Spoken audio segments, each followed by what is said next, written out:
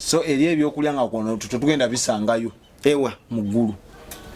waliwo bitagenda kubaayo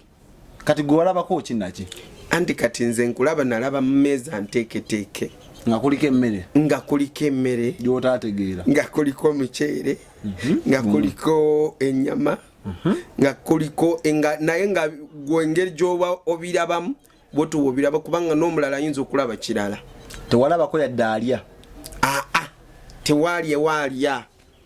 tewali walya just bantwala ku tebbe eyo nga abamalayika bali so busy nga bateekateeka kati ategana amata Yesu ag'okukama Yesu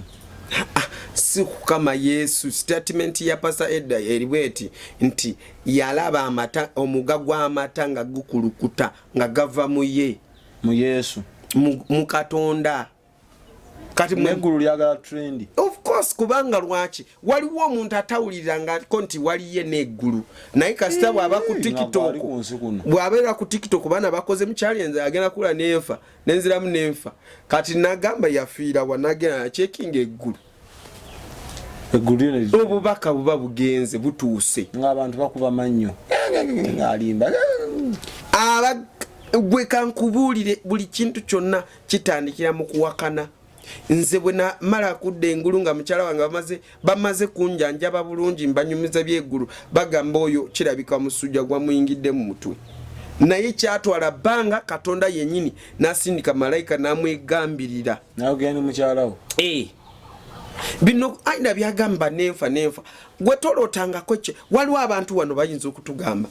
oli ng'aloota ekirooto bw'amala kuloota ekirooto mu kirooto n'afa ate neyeeraba nga afudde mirundi ng'egyo ojjukira oloose si muggulu eyo si ggulu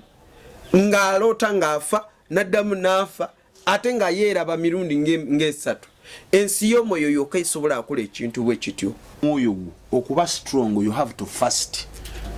bw'osiiba omwoyo gwo becoming stronger than the flesh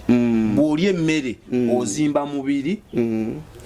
the more you make this body to be stronger the more spirit soul jebera weaker kakati mungambe mugulu eri emmere then who is fooling who either need kati kankubuuze ekibuuzo posing ngambe eri spiritual just eri spiritual kyenkugambe ekibuuzo kiri bwe kiti towulirangako omuntu ng'agamba naloose nga ndya mmere ebyo bibangawo mu birooto very wet mu kirooto abaalidde nga physically kiba kirooto abaaliridde muki abaali muggulu ali mwoyo gwe guba gulidde oluusi emmere neezimba oluusi kiba kitambo kya jjajjaawe nga